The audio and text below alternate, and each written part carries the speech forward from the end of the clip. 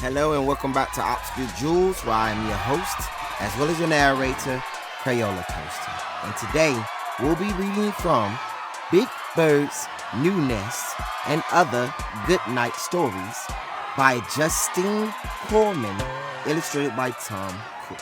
So as always, if you have a copy, please grab your copy and let's read together. Oscar's Grouchy Vacation. Thank you for helping me carry my groceries. Thank you. Maria told Big Bird. You're welcome, said Big Bird. I like helping my friends. So do I, said Maria. Please let me know if there is anything I can do for you. Oscar the Grouch grumbled in his trash can. All this niceness is making me sick. He banged the lid of his can, but even that dreadful din didn't cheer him up. I need a vacation, he said with a sigh. So Oscar rummaged around in his can until he found a tattered flyer from Grouch Tours, Inc. It showed pictures of vacations guaranteed to satisfy even the grouchiest grouch. Oscar couldn't decide between town dumps of New England and trash cans of the rich and famous. Then he noticed that the New England tour left in less than an hour. That's the tour for me, Oscar said. I'm getting away from the sweetness now. Oscar packed his tattered old suitcases and told the mail carrier to save all his junk mail. Then he hurried to the bus station. Have a nice day, the ticket seller told Oscar. I hope not, grumbled the Grouch. And he was so busy grouching that he forgot to find out where to wait for his bus. Just then, an announcement came over the loudspeaker. Fall foliage and fun tour departs in 1 minute. Grouch tour bus leaving now. So Oscar ran to the nearest platform. As soon as the bus started moving, Oscar noticed that all the other passengers were neat and cheerful. When he asked where they were going, he was told, this is the fall, foliage, and fun tour. Oh no, beautiful, changing, colorful leaves. I'm on the wrong bus. Let me off, yelled Oscar. But the driver said, I'm sorry, sir. The next town isn't for 50 miles. A nice person on the bus tried to comfort Oscar. You will have a fun time on this tour, he told him. Right. Look at that bright orange patch on the horizon. The leaves are so lovely at this time of year. Oscar fell back in his seat, grumbling. I might as well have stayed on Sesame Street. The bus stopped at the side of the road, and all the passengers got off to look at the dazzling autumn leaves. Look at that bright yellow tree, said a cheerful child. I like the red ones, another child chimed in. Oscar didn't like the bright colors, but he did enjoy the way the leaves blew everywhere, sticking to sweaters and getting tangled in fur and piling up in messy heaps. The next stop was the beach. Oscar ignored the glittering ocean waves and the white sand. Instead, he looked for litter and old soda bottles in the dunes. He watched the seagulls break open mussels on the rocks, scattering shells everywhere, and he liked the seaweed the waves left behind. When the tour stopped at a farm stand, Oscar couldn't find anything at all to please the Grouch. There were neat pyramids of fresh apples and pears, carefully arranged jugs of apple juice, and shelves of homemade jams, jellies, and pies. It was enough to make a Grouch scream. Oscar took a deep breath. Suddenly, he smelled something that made his grouchy heart leap with glee. It was the smoky smell of burning trash. Oscar followed the smell to the town. There he saw a group of grouches eagerly sifting and searching through heaps of abandoned bicycles, broken toasters, and beat-up egg beaters. They were looking for grouchy souvenirs. Nearby, he saw a rusty bus with a sign that said Grouch Tours on the front and have a grouchy day on the side. It's my group, Oscar exclaimed, and he ran toward the other grouches. They growled gloom greetings and welcomed Oscar into the Grouch Tour group. Oscar ran from heap to heap, up to his fuzzy elbows in New England trash. Soon his fur was covered in soot. Now this is my kind of vacation, Oscar said, sighing. Maybe tomorrow will be even worse. Big Bird's New Nest. Thanks for helping me move, Snuffy. Thank you. Big Bird told his friend Mr. Snuffleupagus. You're welcome, replied Snuffy. I wish I could stay and help you settle in.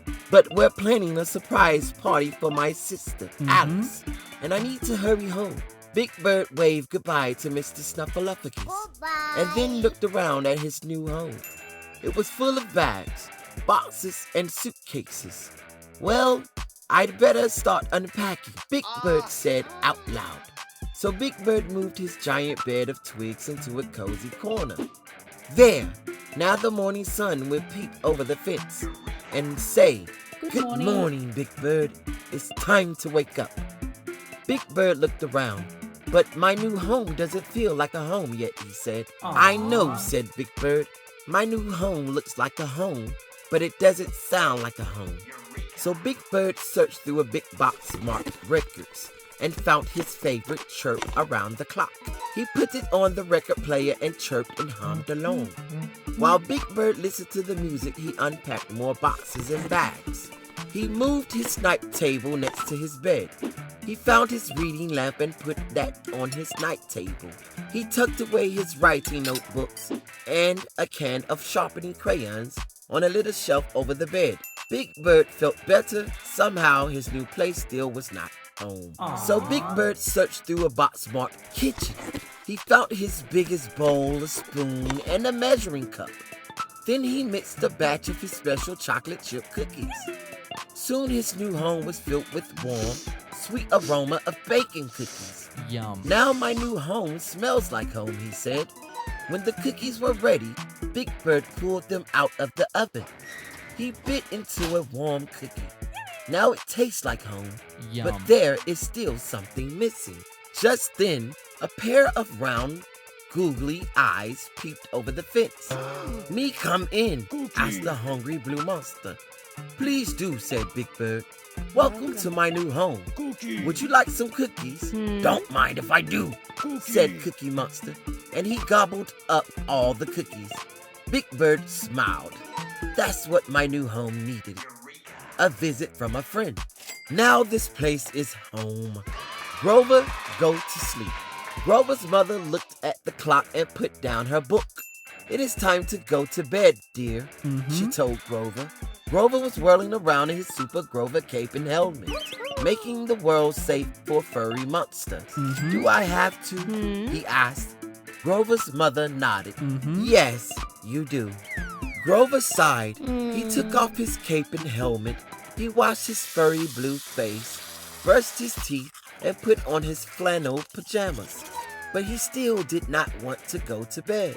May I please have a cup of hot cocoa? Grover asked.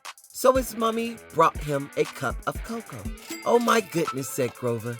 You forgot the marshmallows. So Grover's mommy went back to the kitchen and brought 2 marshmallows. Will you read me a bedtime story? He asked. So Grover's mommy read him a story about a prince and a grouchy old wizard. When it was finished, she asked, Now will you go to sleep, please?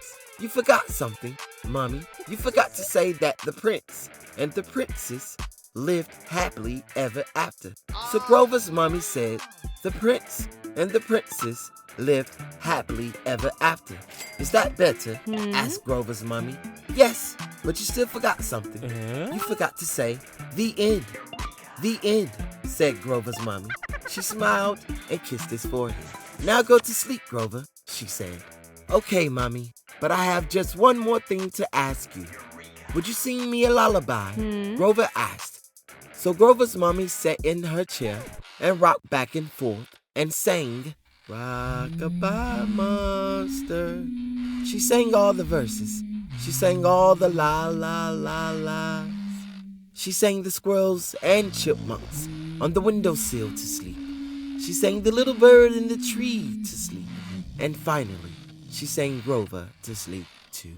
The end. And that was Big Bird's New Nest and Other Good Night Stories by Justine Korman, illustrated by Tom Cooke, featuring Jim Henson's Sesame Street Muppets. So, thank you all again a million times over for tuning in, liking, subscribing, sharing, interacting, all the above. And as always, until next time, keep reading. Thank you.